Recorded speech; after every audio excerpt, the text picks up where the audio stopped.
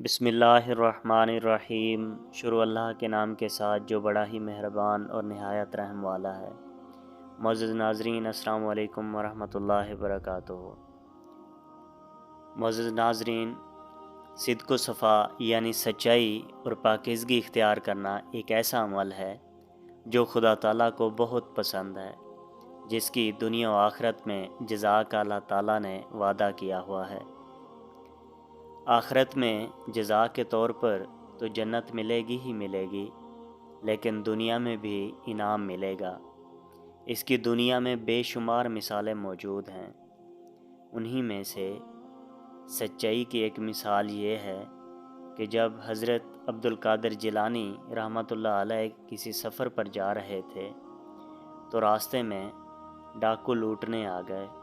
جب ڈاکو نے آپ سے پوچھا کہ تمہارے پاس کچھ ہے تو حضرت عبد القادر جیلانی نے فرمایا کہ میرے پاس اشرفیاں ہیں جو میری ماں نے میری قمیص کے اندر سلائی کر دی ہیں۔ اس پر ڈاکوؤں کے سردار نے کہا کہ اگر تم جھوٹ بول دیتے تو تمہاری اشرفیاں بچ جاتیں۔ اس پر حضرت شیخ عبد القادر جیلانی رحمۃ اللہ علیہ نے فرمایا کہ میری ماں نے مجھے گھر سے روانہ کرتے وقت یہ تلقین کی تھی کہ بیٹا، چاہے کچھ بھی ہو جائے، سچائی کا دامن کبھی ہاتھ سے نہ جانے دینا۔ تو میں کس طرح سچائی کو ترک کر کے جھوٹ بول دیتا۔ اس سچائی کے معیار کو دیکھتے ہوئے سب ڈاکوؤں نے برائی سے توبہ کر لی اور سچائی اور نیکی کے راستہ پر چل پڑے۔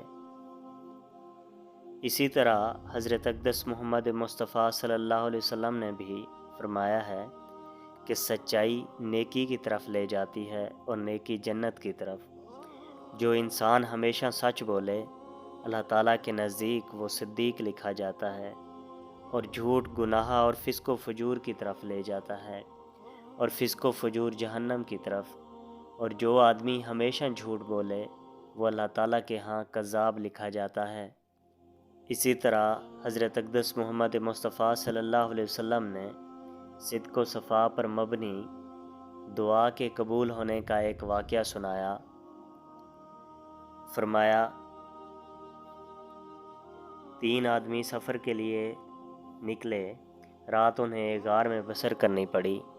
وہ اس کے اندر آرام کر رہے تھے کہ پہاڑ سے ایک چٹان لڑھک کر غار کے منہ پر آ گئی اور وہ اندر بند ہو گئے۔ انہوں نے آپس میں گفتگو کی کہ اس مصیبت سے اب صرف دعا کے ذریعے ہی نجات مل سکتی ہے۔ او اپنے اپنے نیک اعمال کا واسطہ دے کر اللہ تعالیٰ سے دعا کریں۔ ان تینوں میں سے ایک آدمی نے کہا، اے اللہ، میرے ماں باپ ضعیف العمر تھے۔ میں اپنے اہل و عیال اور مال مویشی کو ان سے پہلے کچھ کھلانا پلانا حرام سمجھتا تھا۔ ایک دن باہر سے چارہ لانے میں مجھے دیر ہو گئی اور شام کو جلدی والدین کے سونے سے پہلے نہ آ سکا۔ جب میں نے ان کے لیے دودھ دوہا اور ان کے پاس لایا تو ان کو سویا ہوا پایا۔ تب میرے دل نے ان کو جگانا پسند نہ کیا، اور نہ میں نے یہ چاہا کہ ان کو کھانا کھلانے سے پہلے اپنے اہل و عیال اور مال مویشی کو کھلاؤں۔ بس دودھ کا پیالہ اپنے ہاتھ میں پکڑے میں اس انتظار میں کھڑا رہا کہ وہ بیدار ہوں تو ان کو دودھ پلاؤں۔ اسی انتظار میں فجر ہو گئی اور بچے بھوک کی وجہ سے میرے قدموں میں بلبلاتے رہے۔ صبح کے وقت جب وہ بیدار ہوئے تو رات کا دودھ انہوں نے پیا۔ اے میرے اللہ، اگر میں نے یہ کام صرف تیری ہی رضا کی خاطر کیا ہے تو اس مصیبت کو جس میں ہم مبتلا ہیں دور کر دے اور اس پتھر کو ہٹا دے۔ اس دعا کی برکت سے تھوڑا سا پتھر سرک گیا اور کچھ راستہ بن گیا، لیکن وہ ابھی اس میں سے نکل نہیں سکتے تھے۔ اب دوسرے نے کہا، اے میرے اللہ، میرے چچا کی ایک لڑکی تھی جس سے مجھے بہت محبت تھی۔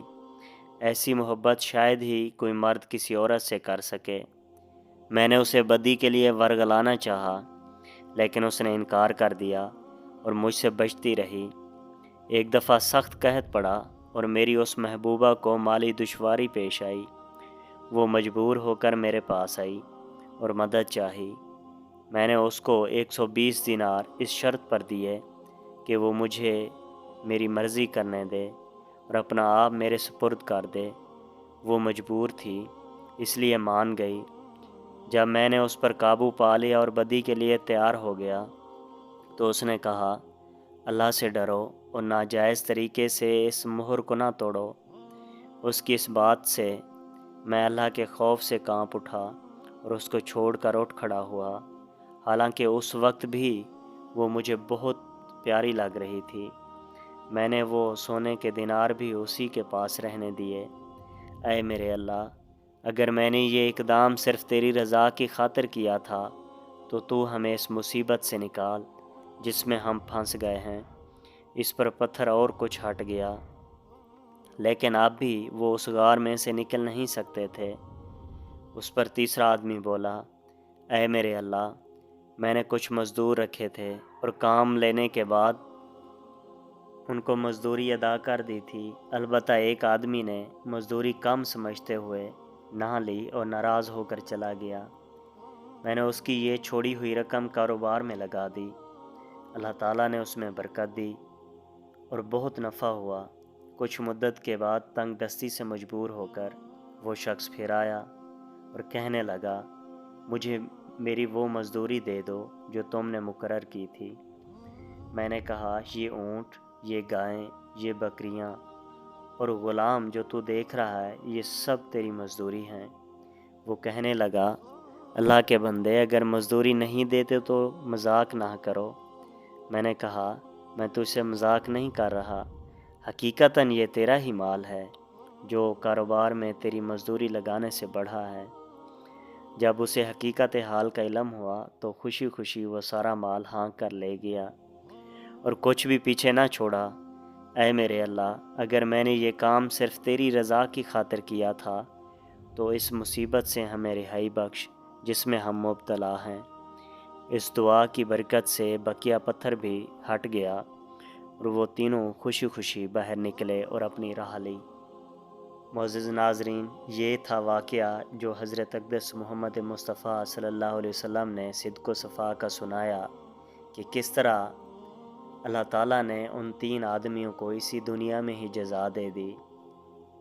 معزز ناظرین، ہمارے چینل کو سبسکرائب کریں تاکہ اس طرح کی اچھی اچھی ویڈیو اور حضرت اقدس محمد مصطفیٰ صلی اللہ علیہ وسلم کی باتیں آپ تک پہنچتی رہیں۔ جزاکم اللہ و احسن الجزا۔